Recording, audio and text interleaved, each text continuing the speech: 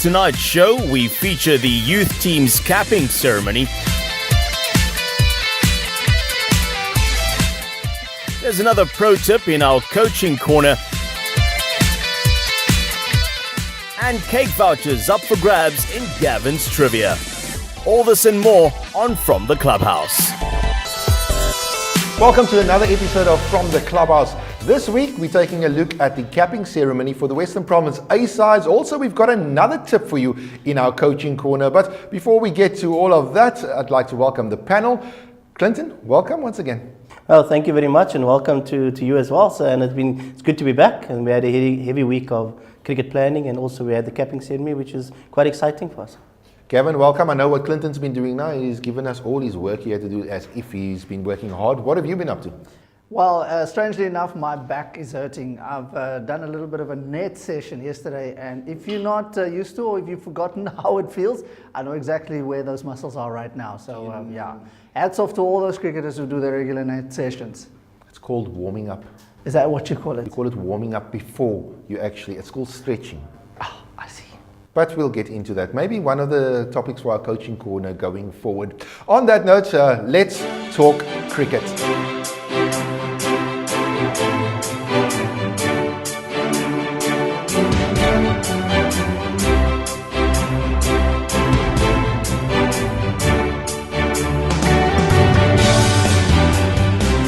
Clinton, we're going to talk lots of cricket, obviously, amateur-wise, and there's lots been happening. But before I get to that, Gavin, I want to talk to you about the Cape Cobras. They were in great form on Sunday, doubleheader up in the north at Supersport Park in Pretoria. They were the first game up. Apparently, the pitch was a bit sort of spongy in the beginning. They wet the pitch before the time, but the Cobras put in a great performance once again. Great performance once again. Before we go to the Cobras, though, Kevin Peterson, thank heavens he's done in this country. Another 50 in a game.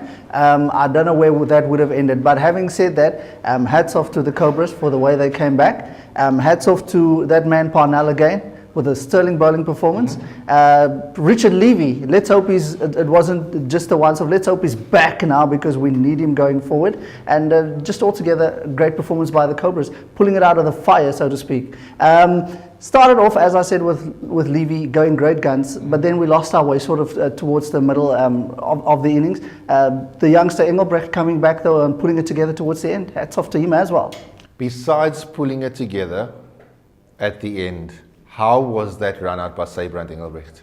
Look, he's shown us at under-19 levels, playing for the SA under-19 team, what he's capable of in the field, and we've sort of been sitting waiting for when is it going to happen again. It's happened now, and let's hope it's just sparked something fresh, because I think there was a long line of fielders at the time that John T played, Herschel and those guys were around, and then AB came, but you kind of looking for when is that next superstar going to be there, and a few people have been looking at Sabrant, if he's perhaps going to be that next superstar. Let's hope that this is the next one, the big things to come. Don't forget you have to throw Ashwell Prince in there as well, because he was quite a handy fielder in his day as well. Now he's obviously a commentator, so he talks about the game more than actually acting on the field.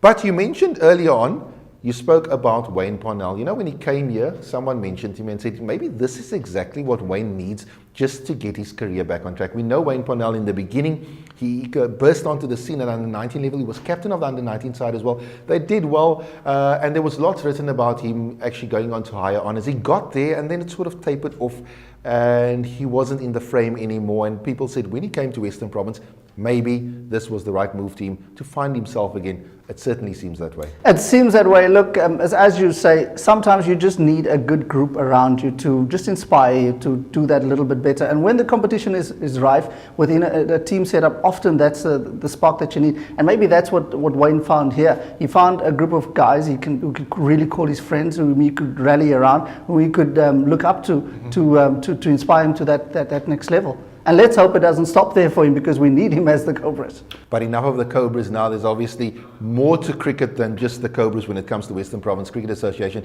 And Clinton, that's where I want to bring you in. What's been happening in the amateur ranks this past week? There's been much, and then Gavin touched on the next big best one. So, and if you look at what we've gone through this week, it's the announcement of the capping ceremony of all the A teams, and we also had the B teams as well on Monday night. So Tuesday was probably the big event for us. We had under 13As through to under 19As where the players have been kept, and they already in the under 19 team we have 4 players as part of the SA under 19 setup. They're going into the Coke Week this year, being played in Port Elizabeth. Business end of the year for Western Province cricket. All our tournaments taking place during that period of time. We also have a slight setback with regards to our under 11s, under 13 teams.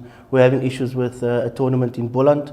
We're opting to go in a home tournament and sending one of our teams to Bloom. So we're sitting with those 2 battles, and you mentioned earlier that you think that looks like I'm working at the work. Definitely putting in the hard yards at the moment, and it's a lot of strain on the office. But we're getting there with the expertise of the office, so it looks like we're getting that sorted. The amateur side at the moment, they're on a break. They take on Gauteng next week. The ladies also on a break. They play Northwest in the new year, so it's a good break for them as well. The SA under 19 girls, or the province girls now, obviously go up to the tour, and our players like Chandra Fritz from the senior side, Laura Wolfart, Tala Ross, they're all part of the squad. Chandra is the coach, appointed coach for the season. Kobus Root as the provincial coach is now the assistant coach of the under 19 girls, because that's also the area we would like to groom Chandra and to ensure that for sustainability going forward, and also in the pipeline that she takes over the team with those intentions. So it's quite busy at the moment. Club cricket is heading into the last round of 2-day cricket. We also do understand the issue we have around the varsities, where UWC and CPUT unfortunately cannot utilize the facility. UWC hasn't practiced for the past 4 weeks, which is quite difficult, and Bellville Cricket Club is helping them out with the facility, and they had 1 training session in the 4 weeks. CPUT has now actually closed down the facility, so they out of cricket. Affects our academy as well. There's quite a few challenges, but it's also, all the positives that's happening, and club cricket still carrying on. Last round of 2-day games, going into December, into the 1-day fixtures. So exciting women's club fixtures on Sunday. So we guess we're set for the December period and going into January and into the break. So we just want to wish everyone well. Talking about the closing of these institutions and clubs that are losing players as a result of that, how does it affect the clubs when you are having the guys, because some of them are from out of town, they're studying here, the institutions closed now. Some of, I read today, some of the institutions closed the residence where the guys are staying as well. So they go home to wherever they come from outside the province. How does that affect clubs, especially with the new whole scenario where you have to have a certain amount of players of colour in your team?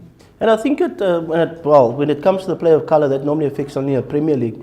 And at the moment, it's only UWC that's affected in the Premier League with regards to players that needs to leave. They've made alternate arrangements. They're playing Durbanville away this weekend at Durbanville to play the game. And we also know recently they had to move the game against Western Province away. So it's quite difficult for them. And also, there is a chance that they would not be competing in the USA week as well. So because of the destruction that has happened. And then also CPUT, that affects our academy structure, because 4 of the players there now had to move back home to the Eastern Cape, and they can't continue because they don't have a place to live at the moment. So the academy will be shortchanged as well with this whole course. So it's very difficult, and also opposition needs to play them. Unfortunately, now you're going to have to find dates in the new year to reschedule and try and accommodate those games. I'm sure that's something that we're going to look at extensively going forward, because it certainly does affect. I don't think people understand. They might think it's something small like that, but the knock-on effect is so great, and it's certainly something we want to look at and see how much it's going to impact your season for Western Province cricket as well, with those guys leaving. We're going to move on now to something that you've become accustomed to, that you obviously look forward to, I would imagine, just looking at the responses we've had on social media. And I'm talking about Gavin's Trivia, because you can win tickets, and people have certainly been keeping in contact with us on our different platforms to see, how they can win those tickets, because they want to come here to PPC Newlands. So we're going to hand over to the man Gavin Arends now, and tell us what's happening in your trivia. Thank you, Brandon. Before we get into this week's trivia question, let's do a recap on what happened last week. The question was, how long is a cricket pitch? The answer is 22 yards. Well done to all of you who participated and sent in all those questions. Judging by the response that we've been getting, it must have been an easy one. Unfortunately, though, or fortunately for these people, there could only be 2 winners. Well done to Fazli Jafta as well as to Rowena Stubbs. You guys will be joining us at PPC Newlands for the game between the Cape Cobras and the Titans here on the 20th of November. This week's trivia question is another easy one, and I'm sure one that you're licking your lips for, because the answer is so obvious. It just happened, last week in fact. The question is, who was the last Proteas player to have opened both the batting and the bowling for the Proteas? Your answers please on Twitter at Clubhouse_TV or on Facebook at From the Clubhouse, or equally you can just email it through to us. It's info@fromtheclubhouse.co.za. Thanks, Gavin, and I'm sure we're going to have lots of traffic on our social media platforms and email with people sending in the answers. If last week is anything to go by, where we saw quite a bit of traffic. Now let's take a look at our Under-13A team announcement.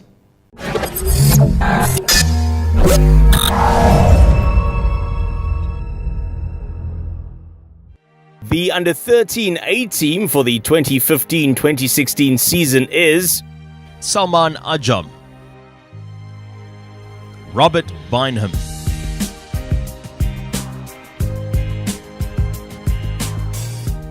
Anda Delima,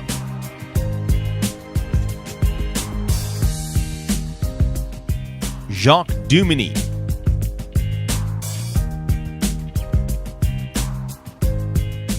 Takir Lukan,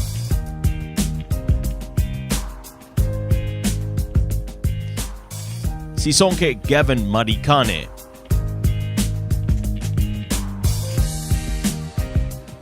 Zaid Noor,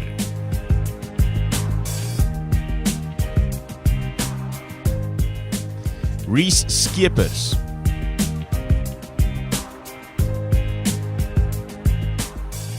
Ruben Sienekal,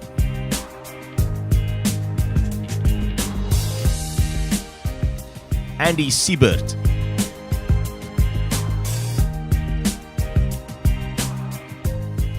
Daniel Smith,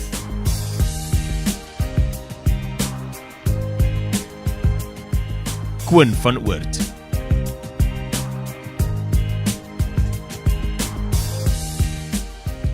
Coach Dean Anthony,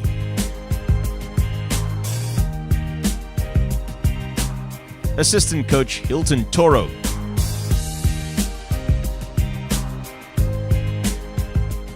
Manager Lutando Mzisi.